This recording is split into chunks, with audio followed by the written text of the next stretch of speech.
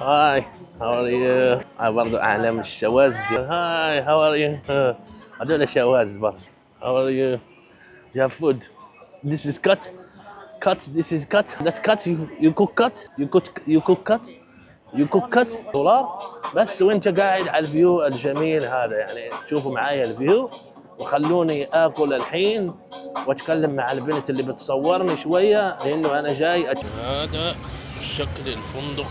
واهلا بكم في تايلاند بعد ما نمنا وارتحنا، فحين راح نطلع. وهذا الفندق تبعنا، يعني بالنهار تقول المنطقة مهجورة، بس بالليل راح اشارك معاكم المنطقة اللي انا سكنت فيها. وهذا كله يعني اللي هو خوسان رود، يعني لا اشهر شارع واللي هو خوسان رود. شو دائما اعلام المتحولين والولات دائما بتلاقيها في اي مكان. وهذه المنطقة راح نتفسح فيها شوية ونوريكم المنطقة كيف شكلها. الحين لسه يعني الحين الساعة تقريبا 10:30، وهنا المنطقة شوية فاضية. راح نلف من هناك ونوريكم. هنا شوية أكل شوارع وفي يعني شوية مساج، بس لما نلف هناك راح تكون الدنيا أحلى. روح لآخر الشارع ونلف على اليمين. فندق هنا اسمه بيبي هاوس 2، بس أنا اللي موجود فيه هو بيبي هاوس. هذا أغلى ممكن قبل السعر تبع اللي أنا فيه. زي ما بتشوفوا يعني أي زقاق تلاقون فيه بارات وأشياء زي هيك. يعني شوف هذا مثلا سيارة قديمة رجعها بار. هاي هاو ار يو. برضه أعلام الشواذ. هاي هاو ار يو. هذول شواذ برضه عليهم يا أخي، احنا مالنا. هذا محل يبيعون بقدونس أو ما أعرف شو يسمونه. هاي هاو ار يو. You have food. This is cut. Cut. This is cut. That cut. You cook cut. You cook cut. You cook cut. 10%. 10% discount. Okay. Okay. Okay. I will finish my tour. I show people this area and they will come back. Thank you. Bye bye. يلا قالك في ديسكاونت 10%. بس انا يعني الفيديو هذا راح اروح على مكان حلو شويه بنشوفه بشاركه معاكم. انا عمري ما كنت فيه، بس هيك يعني روف توب راح يكون حلو. بدي شويه هيك يعني، أنا جاي سياحة يا أخي، بدي شوية يعني أعيش الحياة، أرتاح شوية من الهم والغم. شوفوا معايا البار هذا، يعني في تنافس كتير على البارات، يعني كل واحد فاتح بار أو فاتح مساج. أنا أصحاب المساج كلهم يعني، وأنت بتلف مساج جنب مساج القزبرة هذا يعني محل مساج. وهنا برضو بار، هذا بار الشوارع. هذا يبيع أكل للسكارى يعني لمعدتك. يعني أنا من أول يوم لسه واكل بس وجبة واحدة في الشارع، الحين بحس بحموضة وبحس بكل شيء، ما أدري ليش، بس لأنه ممكن الأكل الآسيوي معدتي مش متعودة عليه. هنا برضو بار تاني ومقهى، وهذه مش خوسان رود يعني، بس هذول زي ما تقول الحواري تبع خوسان رود. هنا الناس فيها هدوم. المنطقة هذه يسمونها رامبوتري أو شيء، بشوف لكم اسمها بالضبط، بس هيك يعني شكلها هيك رامبوتري شيء زي هيك. فشارك معاكم المنطقة. هذا بودا، دائما راح تحصلوا البودا. هذا فندق برضو، هاي جيست هاوس مكتوب عليها ميري 5 بالعربي جيست هاوس.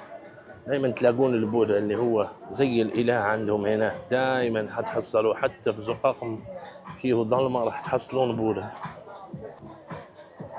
وهنا كوفي شوب حلو رايق برضو، ناس قاعدة تسكر. هنا برضو محلات تبيع ملابس حلوة. يعني أنا ما بنصح إنك تجيب عيلتك في حالة واحدة.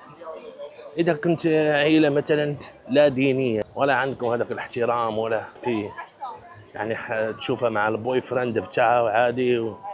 إذا كنت من هذه العوائل، إنه في موجودة كتير يعني، بلاش نكذب على حالنا، في الدول العربية موجودة هذه الأشياء كتير، أفاعي عقارب كل شيء حلال هنا. بقول لك إذا كنت هيك من النوعية هذه اللي بيشوف أخته مع البوي فريند بتاعها أو بيشوف أمه مع البوي فريند بتاعها، فعادي تايلاند ترحب بكم. إذا كنتم من العوائل المحترمة والمحافظة وانت مش محترم مش محافظ زيي، فممكن تيجي وحدك على تايلاند، تكون مش متزوج. انا مش متجوز، عادي اجي يا اخي اسوي اللي بدي اياه، ما حدا يتحكم فيا ولا يقول لي تلت التلاتة كام. مزيكا اكيد بيكونوا بيبيعوا حشيش، بيكونوا بيبيعوا قزبرة دونس، يعني صار يعمل نفس الستايل بتاع جامايكا. وهيك نحن رايحين، لما نوصل لاخر الشارع راح ناخذ الموتور علشان نروح لواحدة من احلى الروف توبس هنا في تايلاند. اكيد راح تكون شوية غالية بس ما في مشكلة، خلي ولي. يعني احنا ما راح نقعد اكثر من 8 ايام هنا في تايلاند، ما راح نقعد اكثر من 8 ايام. هاي مسويين كعكة، هابي بيرثداي، هاي اكثر شيء 8 ايام، فلهذا راح نعمل اي شيء بدنا اياه. بعدين ان شاء الله الوجهة القادمة راح تكون فيتنام. يعني فيتنام ما ادري، ممكن نقعد 4 ايام و5 ايام، وبعدين راح نروح لكوريا ان شاء الله، وبعدين على الصين.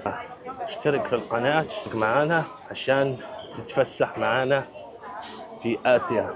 هيك الناس قاعدة تاكل وتشرب، هذول أكل الشوارع زي ما قلنا لكم، بيحطون زي سيارة أو شيء يقعدون يطبخوا زي هذه الأشياء، هذه الباتاي والأشياء، يعني هيك أكلة هيك كلها نودلز. بس أنا ما بحب هذه الأكلات بصراحة، ناس تاكلها علشان رخيصة، يعني هي أقل من $3 ممكن. دول الأجانب تبع الهوستيلات برضو بيجوا على هيك يأكلون هذه الوجبات تبع الشوارع ويشربون بيرة، عادي الأجانب بيحبوا الأشياء. وهذا برضو مطعم راح نروح على هناك ونطلب البولت. البولت هو ابلكيشن زي الأوبر بس بيجي لك موتور. في عندهم سيارات إذا بدك سيارة، بس أنا أخذ الموتور أول شيء للمتعة، وثاني شيء لأنه أرخص من السيارة. هذا يسمونه التوك توك. التوك توك التايلاندي برضو الناس تيجي تركب، هذا دواعي سياحية. هذا معدل، أكيد معدل، أنت بتسمع صوته يعني معدل، الماكينة معدلة وكل شيء، يعني هو يكون حاطط له ماكينة بتطير، يعني اسمع زي ما تقول هيك فيراري لامبورغيني ما عند هذا وفي منهم الكثير يعني بالاماكن السياحيه راح تحصلهم. منهم شو يسمونه هوسان رود، دخل تبعها من هنا، وفي شارع ثاني من هناك تبع هوسان رود. بس انا الحين لسه بدري، رح نرجع لهوسان رود بالليل متاخر بعد ما نخلص ونصور لكم منه فيديو جميل من هناك. خلونا الحين نطلب بولت. بالنسبه له هو هذا مكتوب عليه اوكتافي روف توب لاونج اند بار، فراح ادخل له اروح له بعدين اشارك معاكم من هناك. وبالنسبه للابلكيشن تبع بولت هي هذه، بالنسبه اللي ما تكتب بس بولت بيطلع. ابتديت الكتابه كتبت اوكتافي طلع لي هنا هذا هو اوكتافي، فراح ادخل عليه يطلع لي سعر التاكسي 110 ل 166، سعر الموتوبايك 105 موتوبايك، وسعر السياره 117 بعد، يعني ما في فرق، بس الفرق في التوقيت. يعني هذا راح يجيني على 10 دقائق وراح يوديني مع الزحمة هذه في وقت كبير، بس الموتور راح يجيني في دقيقتين وراح يودي بسرعة. يعني هيك تختار الموتور وبعديها تعمل كونفيرم، هو بيبحث لك على الموتور اللي بدك اياه. يعني هيك هذه هي الاجواء في تايلاند. هذا بيبحث هذا خلاص هاي موجود، هذا وشه، وراح يجي بعد دقيقة. هو موجود هنا، راح يلف بسرعة ويرجع. هذا صاحبنا راح يلف عنا ويجي يشيلنا بالموتور الصغير. أنا كان بدي أجر موتور بس بعدين قلت بلاش، عندي بس يومين في بانكوك فبلاش يعني فيها، يعني نطلع معه بولت ماشي. هم بياخذوا اليسار مش اليمين، أنا بستناه على اليمين. هون نحن ركبنا في الموتور وراح يطلع بينا عن المكان اللي رايحين له. فما بتعرف تركب الموتور او شيء، فالاحسن لا تسوي هذا الشيء. هذه تايلاند زي ما قلنا التكاتك موجوده، لانه المنطقه هذه اكيد موجوده كثير. وهذا الباص زي اللي جينا منه في المطار الصبح، هذا اكيد تبع الدوله. الناس ولو الحر طالعين ايديهم من القزايز. هنا بصراحه تايلاند فيها امان بس لا توثق، يعني انت كسائح يشوفوك سكران او يشوفوك شيء هذه هي خوسان روبي يعني من هنا بعدين. الحين لسه في بيسكارو وسكرة، بعدين نجي هذه تايلاند ليلا خلاص. المهم نوصل ونرجع لكم ان شاء الله. خلونا نوصل. هذا سكر اللي اعمل لكم بس الصورة عشان الصوت انا بظن ما راح تسمعون. على الماريو هذا موجود في الماريو عشان هيك. والله حطني هنا في فندق الماريوت وروح، بس اكيد راح يكون في واحد من الابراج هدول. ندخل على الريسبشن ونسال. هذا فندق الماريوت بانكوك، فندق 5 نجوم، يعني الروف توب راح يكون غالي جدا. فسالنا على الاوكتافيا لقيناه هنا موجود، يعني في الطابق ال45 راح نطلع. وهذا موجود في فندق 5 نجوم. واللي زي واللي ما اعرفه واللي ما بتعرفوه انه مفروض الفنادق هذه وكذا بيكون لازمها حجز مسبق، بس نحن راح نطلع ونجرب. كان الليفت مليان، لسه نزلوا ناس في الطابق 36.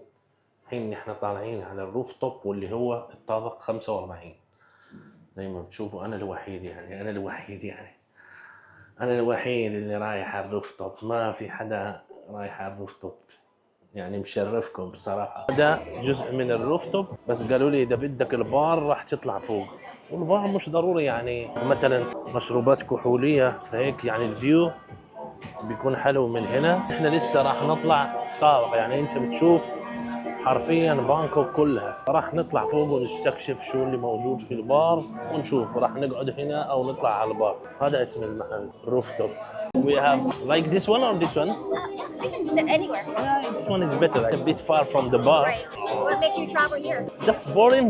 I'm living in Istanbul. You know Istanbul?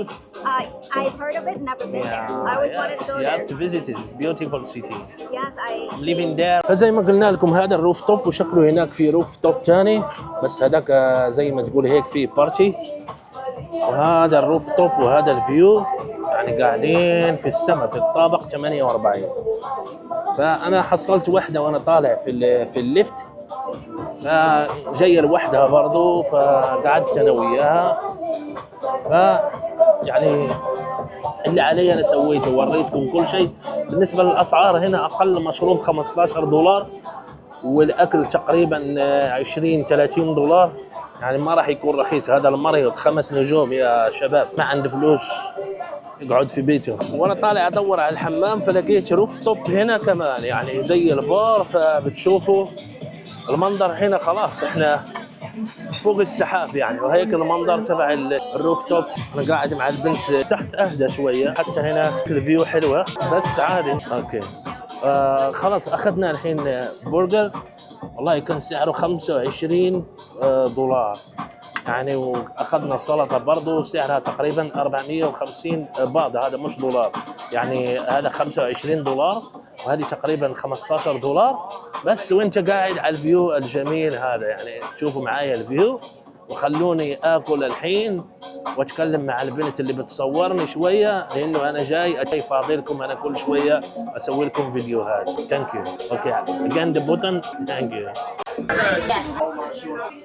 قعدنا تقريبا، بعد ما قعدنا تقريبا شي ساعه او ساعه ونص فمطرت. فزي ما قلنا لكم انه الجو هنا في هذا الوقت يعني بيمطر، فاضطرينا انه احنا ندفع الحساب ونروح. بس الاجواء رائعه يعني. اذا الواحد بده يجرب روف توب فممكن يجي لهذا. وفي واحد قدامه هناك على طول برضه هناك روف توب، فممكن يختار. ايوه هذول الانجليز، هذول الشحاتين. وبهيك راح تكون خلصت تجربتنا اليوم من قدام الماريوت اللي فيه الروف توب هناك فوق في الطابق 48. فرحنا هناك وتعرفنا على البنية هذه، وانتم عارفين كرم العرب والله ما تدري. المهم مشروب واكل، هي اكلت شيء وانا اكلت شيء، فالتوتال كان تقريبا 2000 باض، يعني يجي لها $50-60 عادي يعني، مش شيء كبير. انت طالع تتفسح وبرضه بدي اشارك معاكم التجربه، فبتكون شيء حلو. وبما انها مطرت وطردونا من الروف توب، مش طردونا يعني، انت بتقوم فالحين ما راح ناخذ الموتور علشان نرجع، راح ناخذ السياره. فالمهم السياره تاخرت علي كثير، صار لي 10 دقائق وانا بستنى. اخذت يعني الموتور الحين يعني كل الروف توبات هنا، في كثير روف توبات بيفضوا، فالناس كلها بتطلع عشان تاخذ تاكسي وهذا. فيعني هيك زي وقت الدروه، وهذا وقت الدروه في تايلاند عمو، بالليل الناس شغاله، روح هنا تعال هنا. المهم خلاص نحن حنخلص معاكم الفيديو هنا، ونشوفكم ان شاء الله في الفيديو القادم. هذا بيعطيني انه اجا.